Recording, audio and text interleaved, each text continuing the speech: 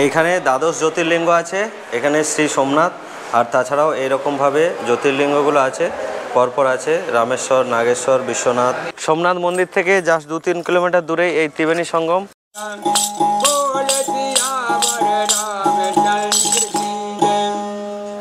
এর আগের পর্বে আপনাদের দেখিয়েছি মুম্বাই থেকে কিভাবে আমরা গুজরাটের এই ভেরাভেল স্টেশনে এসে পৌঁছালাম। মাত্র এক নাইটের জার্নিতেই আমরা এসে পৌঁছেছিলাম এই গুজরাটের ভেরাভেল। এই ভেরাভেল স্টেশন এই কারণে বিখ্যাত, কারণ এখানেই রয়েছে সেই দ্বাদশ জ্যোতির্লিঙ্গের অন্যতম জ্যোতির্লিঙ্গ হলো সোমনাথ মন্দির। সোমনাথ দর্শন করতে হলে এই ভেরাভেল স্টেশনই সব থেকে কাছের স্টেশন। এখান থেকে আমরা একটা অটো নিয়ে নেব প্রথমে। সেই অটো ভাড়া মোটামুটি 150 টাকা। অটোয় করে আমরা চলে যাব 6.5 কিলোমিটার দূরেই একদম সোমনাথ মন্দিরের পাশেই, কারণ মন্দিরের আশেপাশেই আমরা রুম বুক করে নেব। আমাদের আগে থেকে কিন্তু কোনো রুম বুক করা নেই। শ্রী সোমনাথ মন্দির গেট, সোমনাথ মন্দিরের গেটে আমরা প্রবেশ করলাম। সোমনাথ মন্দিরে এই যে ট্রাস্ট আছে, ট্যুরিস্ট ইনফরমেশন ফ্যাসিলিটি সেন্টার, এখানে এই মুহূর্তে রুম নেই। আমরা এখান থেকে অন্য জায়গায় যাব দেখি রুম নেওয়ার জন্য। এটা মন্দিরের কাছেই। তো এখানে ডবল বেড নন এসি 750 টাকা ভাড়া ছিল এবং এসি ডবল বেড 950, কিন্তু এই মুহূর্তে খালি নেই। সেটা অনলাইনে বুকিং করে এলে সুবিধা। এখান থেকে দেখে নেন এই নাম্বার। সোমনাথ মন্দিরের ট্রাস্টে থাকলে এখানকার পরিষ্কার পরিচ্ছন্নতা এবং খাবারের কোয়ালিটি বেশ ভালো। এটা আগে থেকে অনলাইনে বুক করে আসতে পারলে খুবই ভালো হয়। এবং এখান থেকে বিভিন্ন রকমের প্যাকেজ ট্যুরও অর্গানাইজেশন করে দেয়, কারণ এখান থেকে আপনারা গাড়ি নিয়েও বিভিন্ন ট্যুরগুলো ঘুরে নিতে পারেন। আমাদের এই হোটেলটির নাম্বার আমি দিয়ে রাখলাম। এই শিবহরি হোটেলটি মোটামুটি অ্যাকোমোডেশন রয়েছে, তবে আমাদের এসি রুমের ভাড়া পড়েছিল 1200 টাকার মতো। তবে মন্দিরের আশেপাশে হোটেলগুলোতে থাকতে হলে অবশ্যই আগে দেখে নেবেন জেনারেটরের ব্যবস্থা আছে কিনা, কারণ এখানে কিন্তু বেশ লোডশেডিং হয়। এই মন্দির চত্বরে আশেপাশে অনেক দোকানপাট রয়েছে। এখানে সকালবেলা ব্রেকফাস্টের জন্য পেয়ে যাবেন এরকম ভাপদা জিলিপি, এখানকার গুজরাটি ডিশ। এছাড়াও ধোকলা, আরও বিভিন্ন রকমের পকোড়া। তাছাড়াও পাবেন আলু পরোটা, পুরি সবজি, ছোলা বাটোরা, আরও ধোসা, আরও অন্যান্য বিভিন্ন রকম সাউথ ইন্ডিয়ান, গুজরাটি, বেঙ্গলি বিভিন্ন রকম ডিশ পাওয়া যাচ্ছে। সোমনাথ মন্দিরের বাঁদিকে, অর্থাৎ মন্দিরটি যেদিকে অবস্থান করছে, মন্দিরটি রয়েছে পূর্ব দিকে মুখ করে, তার বাঁদিক অর্থাৎ উত্তর দিকে রয়েছে আমাদের হোটেল। এই চত্বরে অনেক হোটেল পাবেন এবং এখানে অনেক ধর্মশালাও রয়েছে। এই সোমনাথ মন্দিরের কাছে এসে ধর্মশালায় থাকলে 500 থেকে 600 টাকায় ডবল বেড নন এসি পাবেন। আর আদার্স যে হোটেলগুলো রয়েছে সেই সমস্ত হোটেলে থাকলে মোটামুটি 1000-1200 টাকায় এসি রুম পেয়ে যাবেন। নন এসি রুমের ক্ষেত্রে ভাড়া 800 থেকেও 1000 টাকার মতো। এই মুহূর্তে বাজে সকাল 10:30 মতো।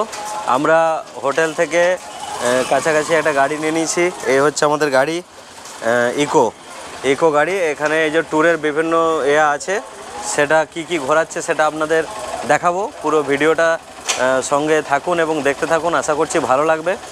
আর এই গাড়িটা আমরা নিয়েছি 1600 টাকায়। এখান থেকে যাব ওই গিরের দেবলিয়া পার্কে, ওখানে সাফারি করব, ফিরে আসবো। আর টোটাল এখানে কিছু সাইট সিন দেখবো।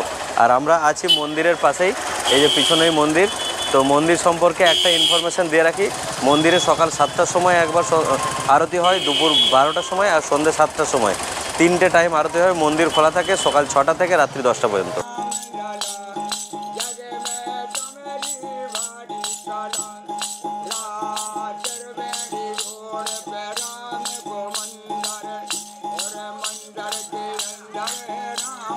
এই মুহূর্তে গীতা মন্দিরের সামনে। সোমনাথ মন্দির থেকে জাস্ট 2-3 কিলোমিটার হবে এলাম, 10 মিনিটের মতো সময় লাগছে। এই হচ্ছে গীতা মন্দির। এখানে ভেতরে 8টা মন্দির আছে। এই প্রথমেই এখানে দেওয়া আছে গীতা মন্দির, লক্ষ্মীনারায়ণ মন্দির। তো এরকমভাবে পরপর মন্দিরগুলো আছে, 8টা লক্ষ্মীনারায়ণ মন্দির। আর ঢুকেই বাঁদিকে হচ্ছে গীতা মন্দির। এই হচ্ছে গীতা মন্দির। ভেতরে শ্রীকৃষ্ণের মূর্তি রয়েছে সম্ভবত। মন্দিরের ভেতরে যেহেতু শ্রীকৃষ্ণ বাঁশি বাজানো অবস্থায় এরকম একটা মূর্তি রয়েছে। ভেতরে ভিডিওগ্রাফি অ্যালাউ নেই বলে আমি ভেতরের অংশ দেখাতে পারছি। তো এই মুহূর্তে যে লক্ষ্মীনারায়ণ মন্দিরে আছি, গীতা মন্দির। তো এর ভিউটা দেখাই, ব্যাকগ্রাউন্ডের ভিউটা দারুণ সুন্দর ভিউ আছে। পিছনে এই যে হাইওয়ে, একটা হাওয়া আছে সুন্দর, সামুদ্রিক যে উপকূল অঞ্চলে এই মন্দিরটা একদম আরব সাগরের তীরেই রয়েছে। আর চারিপাশে নারকেলের বাগান। এই হচ্ছে ওই হাইওয়েটা এই পাশ দিয়ে একটা নদী বয়ে গেছে, বিশাল নারকেলের বাগান পাশে। এখানে নারকেল খুবই সস্তা, এখানে নারকেল 30-40 টাকায় বড় বড় মানে ডাব পাওয়া যাচ্ছে। ডাবটা খুবই সস্তা এখানে। হিরণ নদী এটা এই মন্দিরের চারপাশে পুরো গোল হয়ে ঘুরেছে। হিরণ নদী, এটা হিরণ। আর এই নদীটা বলছে কপিলার সাথে গিয়ে মিশেছে হিরণ নদীটা। গীতা মন্দির দর্শন করে আমরা পাশে এলাম সেই কামনাথ মহাদেবের মন্দিরে। এখানে রয়েছে দ্বাদশ জ্যোতির্লিঙ্গের প্রত্যেকটা জ্যোতির্লিঙ্গই। এখানে কিন্তু আপনারা মনস্কামনা পূরণের জন্য এই 100 টাকা করে গঙ্গা জল নিয়ে সেই জ্যোতির্লিঙ্গের উপরে দিয়ে মনস্কামনা পূর্ণ করতে পারেন। এই হচ্ছে কামনাথ মহাদেব মন্দির। গীতা মন্দিরের পাশেই রয়েছে এই কামনাথ মহাদেব মন্দির। এইখানে দ্বাদশ জ্যোতির্লিঙ্গ আছে, এখানে শ্রী সোমনাথ, আর তাছাড়াও এইরকমভাবে জ্যোতির্লিঙ্গগুলো আছে পরপর আছে, রামেশ্বর, নাগেশ্বর, বিশ্বনাথ, এই কেদারনাথ, এরকম। হ্যাঁ, টোটাল দ্বাদশ জ্যোতির্লিঙ্গ আছে। এখানে এই 100 টাকা করে গঙ্গা জল পাওয়া যাচ্ছে, নিয়ে আমরা এখানে ঢালবো।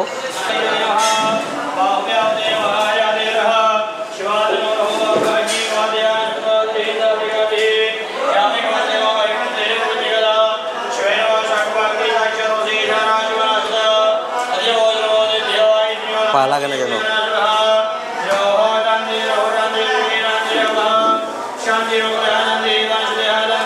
हर हर महादेव बोलो। हर हर महादेव। एक तो हर हर महादेव। आदि शंकराचार्যের গুহা, এখান দিয়ে ঢুকে এইভাবে যেতে হবে।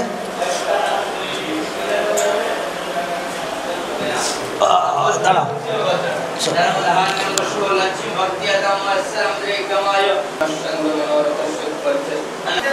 এইভাবে।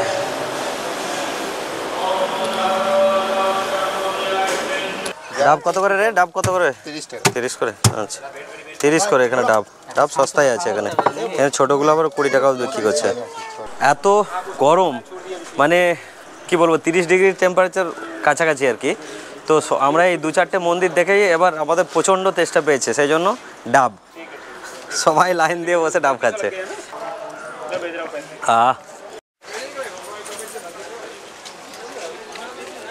এই মুহূর্তে আমরা ত্রিবেণী সঙ্গম দেখতে এসেছি। এটাও ঠিক উল্টো দিকেই, ওই কামদেব সোমনাথ মন্দিরের উল্টো দিকেই।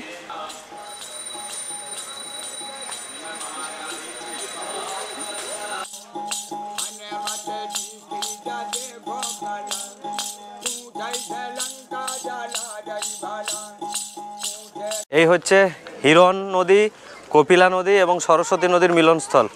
আগে যে আমরা গীতা মন্দিরের কাছে যেটা দেখলাম সেটা হচ্ছে হিরণ নদী। এই হিরণ নদী এসেছে এদিক থেকে, এই যে এদিক থেকে এসেছে হিরণ নদী। আর হিরণ, সরস্বতী এবং কপিলা একসাথে মিলে এই জায়গাটা হয়েছে ত্রিবেণী সঙ্গম।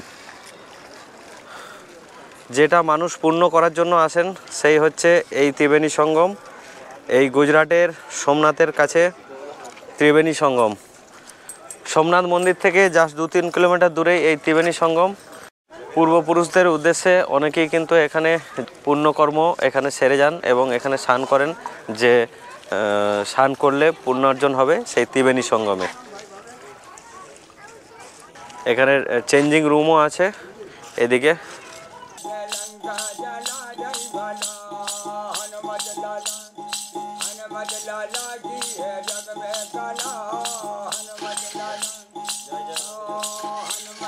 তো আপনারা এই সোমনাথ মন্দির দর্শনে এলে অবশ্যই এই মন্দিরগুলো এবং ত্রিবেণী সঙ্গম ঘুরে যাবেন, কারণ এগুলো রয়েছে সোমনাথ মন্দির থেকে একেবারে কাছেই।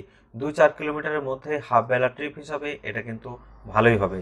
এর পরের পর্বে আপনাদের দেখাবো গুজরাটের সেই সোমনাথ দর্শন।